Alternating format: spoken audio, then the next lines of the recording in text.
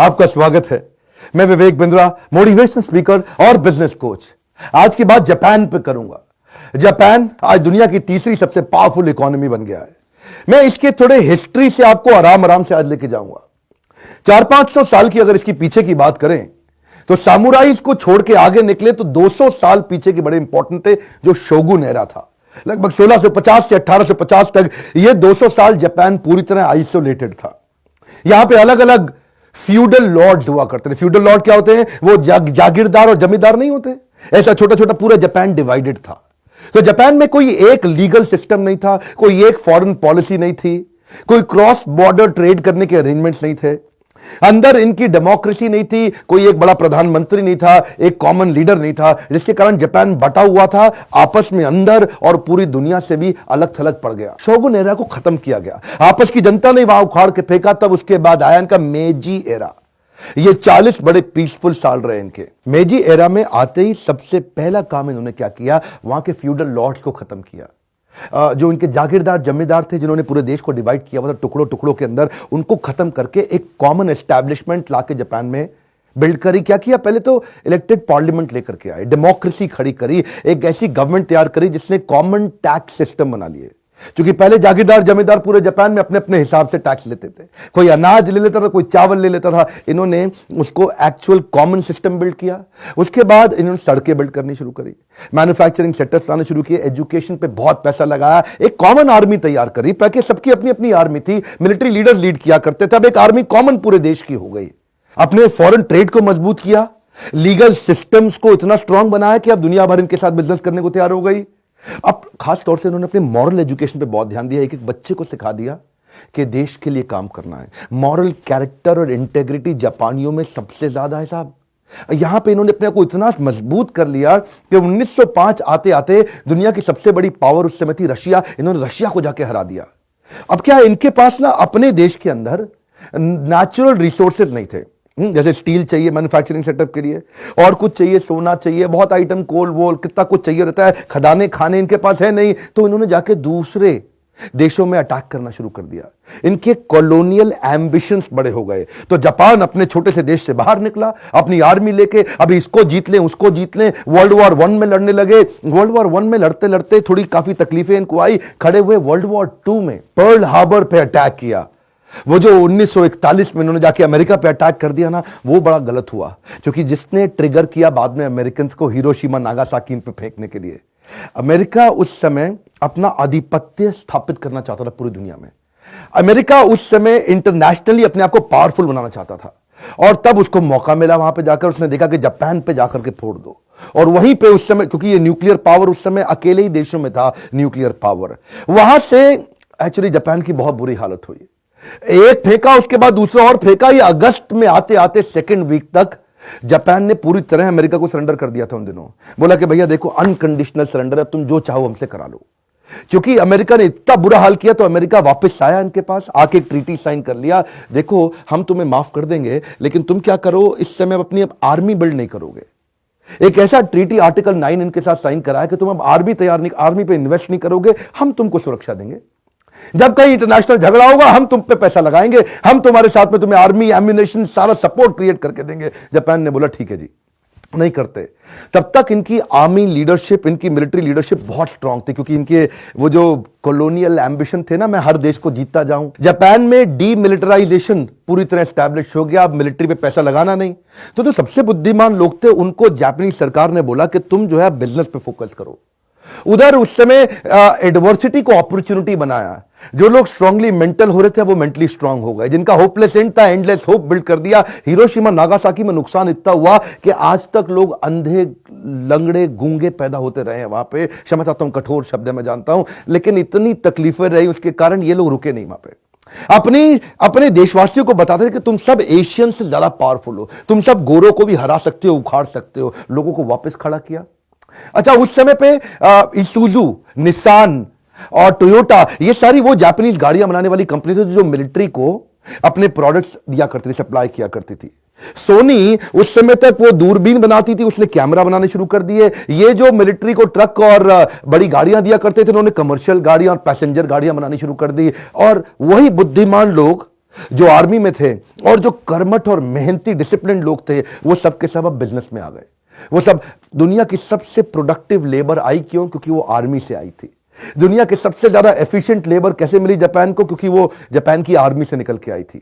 और ये लोगों ने अब उस पूरे के पूरे फोकस को बिजनेस के अंदर डाल दिया। आप और मैं आसानी से इस वीडियो को देख रहे हैं, पर यह आसान नहीं है।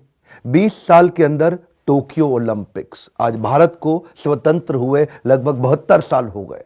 आज तक ओलंपिक्स का सपना नहीं हुआ। एक एशियन गेम्स, उसके बाद कॉमनवेल्थ गेम्स, CWG के घोटाले सब जानते हैं। लेकिन जापानी लोग इतना तेज बाउंस बैक करते हैं, यही बुद्धि चकरा जाती है इस बात को समझने पे। इनके देश में ना रिस्क एवर्स हैं ये लोग।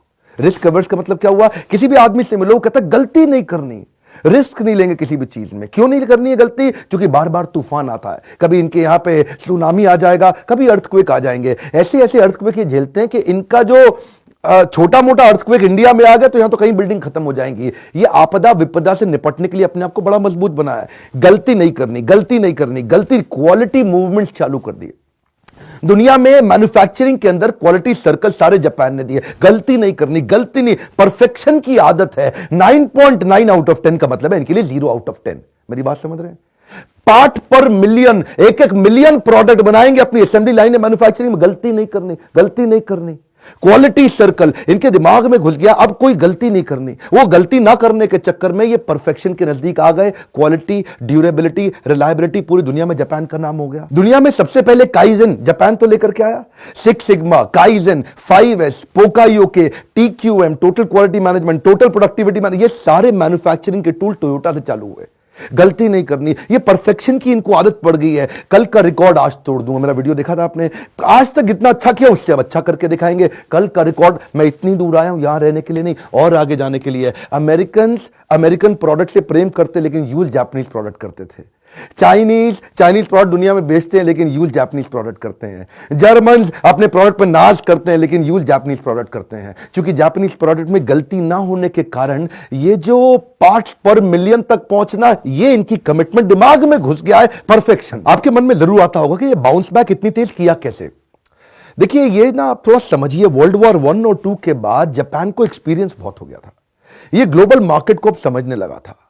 वो एक नया एरा चल रहा था उस समय, कोल्ड वॉर का। और किसका कोल्ड वॉर था? कैपिटलिस्ट और कम्युनिस्ट कंट्री का। अमेरिका कैपिटलिस्ट पूंजीवादी देश था, और ये कम्युनिस्ट जो दूसरे समाजवादी टाइप जितने देश होते हैं। उस समय रशिया बहुत तेज था। सेंट्रल एशिया से लेके रशिया और उसके बाद चाइना, इधर नॉर्थ कोरिया, पूरी बेल्ट रशिया ने अपने साथ जोड़ रखी थी। और इधर इसको मालूम था कि कैपिटलिस्ट कंट्री के पास एक बहुत बड़ा मार्केट है जहां पे एक्सपैंड किया था। जापान ने वही अमेरिका का साथ देना ठीक समझा। जापान ने देखा, I will get a preferential access to global market. मेरी बात समझिए, कम ऑन, क्या preferential access to global market? US उसके अंदर उस समय पूरी दुनिया में अपने वर्ल्ड लीडर की दावेदारी ठोक चुका था। यूएस बहुत आगे आ चुका था। जापान ने वही दोस्ती निभाई। क्यों? उसको जानता है, अच्छे से जानता है कि यूएस इस समय किसी को तो दोस्त बनाएगा ना इस दिशा में। ये पूरे साउथ ईस्ट एशिया की तरफ कोई दोस्त नहीं था यूएस का। और यूएस को मालूम था अगर मेरे को अपनी आर्मी बेस टिकानी है यहां पे, तो उस पूरे इलाके में केवल जापान है। क्योंकि नॉर्थ कोरिया भी अलग हो गया है, और साउथ कोरिया और जापान को अगर मैं अपने साथ ले लूं, तो जापान ने उस मौके का फायदा उठाया और यूएस से सारी ग्लोबल मार्केट को कवर करने के लिए, क्योंकि ये छोटा सा देश है ना, अपने देश में कितना माल बेचेंगे, इनको एक्सपोर्ट के लिए ग्लोबल मार्केट चाहिए थी। ग्लोबल मार्केट सबसे पहले कौन एक्सेस दिलाएगा? अमेरिका। तभी इन्होंने अपने देशवासियों को समझाया, सेविंग करो, सेविंग का कल्चर बिल्ड करो। इनके देशवासियों ने बहुत पैसा सेव करना शुरू कर दिया। पैसा बैंक में जाता था, बैंक ने क्या किया, उस पैसे को यूज किया सस्ते इंटरेस्ट रेट पे इंडस्ट्रियलाइजेशन बिल्ड करने के लिए। कई कॉर्पोरेट हब्स और इंडस्ट्रीज चालू हो गई, जिसके कारण सस्ते में लोन मिलना शुरू हुआ। अब सारी इंडस्ट्री फैक्ट्रियां लगने लगी, कॉर्पोरेट हब्स बनने लगे, तो नौकरियां मिलने लगी। अब नौकरियां मिलने लगी तो नेचुरली पूरी की पूरी इकोनॉमी ग्रो करने लगी। तो ये बेसिक टिपिंग पॉइंट इंप्रूव करते थे। यही कारण था कि 64 में ये पहली नॉन व्हाइट कंट्री थी। केवल गोरे लोग तब तक ओलंपिक्स लीड किया करते थे। पहली नॉन व्हाइट कंट्री बहुत तेज कैसे आगे आई? 9 दिन पहले ही बुलेट ट्रेन बना दी। उस समय बता रहे हैं 1964 में अपने इंडिया में। आज बुलेट ट्रेन बनाओ तो लोग कहेंगे पैसे बेकार कर रहा है, ये गरीब को खाना खिला देता। यहां तो बुलेट ट्रेन कोई बना नहीं देता। उस समय 1964 में उन्होंने बुलेट ट्रेन बना दी थी। अपने कमर्शियल पैसेंजर जेट बना दिए थे, जिसमें खिलाड़ियों को प्राइवेट पैसेंजर जेट के अंदर उनकी आवाजाही कराते थे। इन लोगों ने ना शुरू से ही तेज आगे बढ़ने के लिए morality, character, ethics, values, integrity, इस पे बहुत काम कराया। इतने पंक्चुअल होते हैं ना जापानीज लोग, उनके लिए 1 सेकंड लेट होना जीने मरने जैसी बात हो जाती है। ऑन एन एवरेज एक ट्रेन जापान के अंदर, सुनिएगा आपसे बता रहा हूं, 6.5 सेकंड साल में लेट होती है मैक्सिमम। अगर कोई ट्रेन 10-12 सेकंड लेट हो जाए तो वो ट्रेन डिले का सर्टिफिकेट लाके आपको पकड़ा देगा। हाँ जी, हमारे कारण आप आज लेट हुए हैं। अगर आप ऑफिस जा रहे हैं और 10 सेकंड लेट पहुंचे तो अपने बॉस को बता दीजिएगा गलती आपकी नहीं थी, ये ट्रेन के ड्राइवर की थी, उसने ट्रेन 10 सेकंड लेट कर दी और यहाँ 10-10 घंटा के बाद भी भोंपू बजता रहता है। यात्रीगण, असुविधा के लिए खेद है। आपको हुई असुविधा के लिए हमें खेद है। मोरालिटी और सोशली रिस्पॉन्सिबल बिहेवियर इनके खून में डाल दिया है, पूरे समाज के खून में डाल दिया है, स्कूल से पढ़ा पढ़ा के डाल दिया। डिसिप्लिन डिसिप्लिन डिसिप्लिन डिसिप्लिन, भयंकर डिसिप्लिन लोग हैं।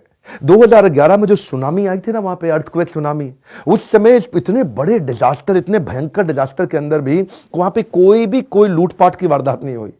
किसी ने कोशिश नहीं करी किसी का पैसा खाना, कुछ लूट लें। वहां भी लोग पूरे डिसिप्लिन में रहते थे। उनके लिए कंट्री फर्स्ट, नेशन फर्स्ट, बड़े नेशनलिस्ट टाइप लोग हैं।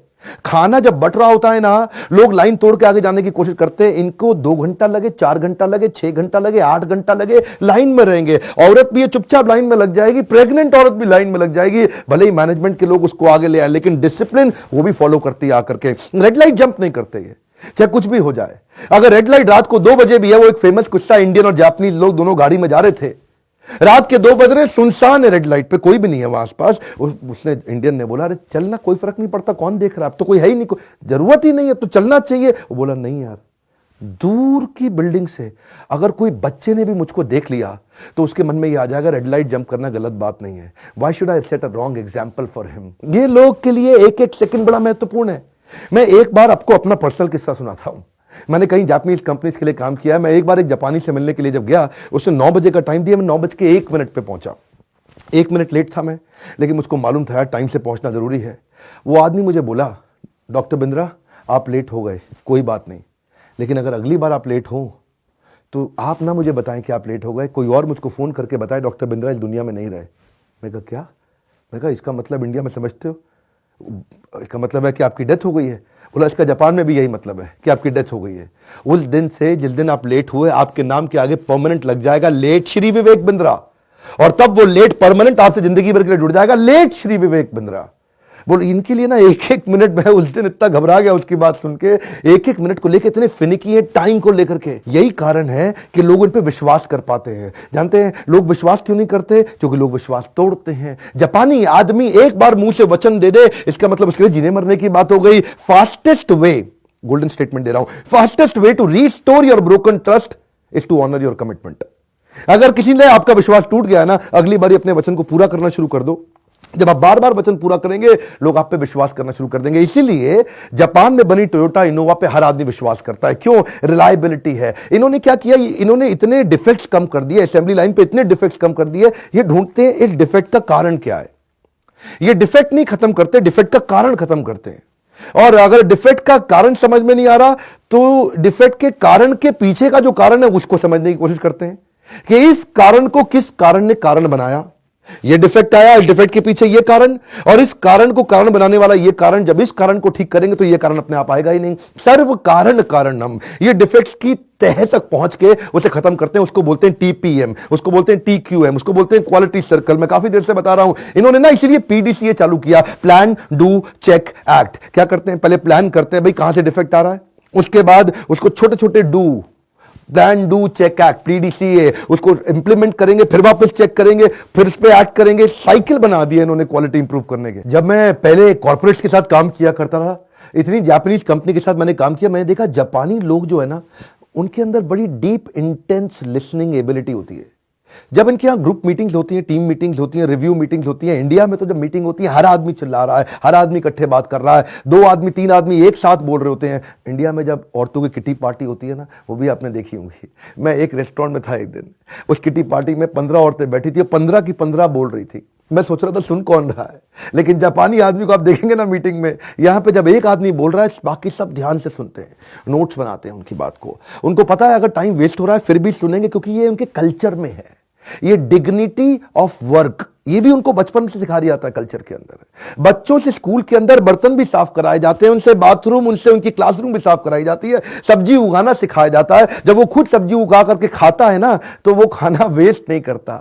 और यही सब दिखाई पड़ता है इनके इंडस्ट्रियल रेवोल्यूशन के बाद से लेकर के आज तक। ओवरऑल इक्विपमेंट एफिशिएंसी, आप देखिएगा इनकी फैक्ट्री में हर इक्विपमेंट पूरी एफिशिएंसी पे काम करता है, जस्ट इन टाइम। इनका प्रोडक्ट कभी डिले नहीं होगा, इसलिए इनके यहां इन्वेंट्री ब्लॉक नहीं होती। ये नहीं कि फालतू बना के रख दिया, इन्वेंट्री ब्लॉक हो गई तो हाथ में कैश ही नहीं आ रहा क्योंकि जो सारा पैसा इन्वेंट्री में लग गया। बिल्कुल नहीं, ये शुरू से इन चीजों को लेकर के सजग है।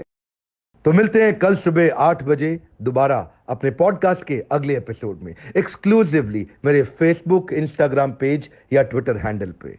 और हां, शेयर जरूर करिएगा इस मैसेज को। Sharing is caring.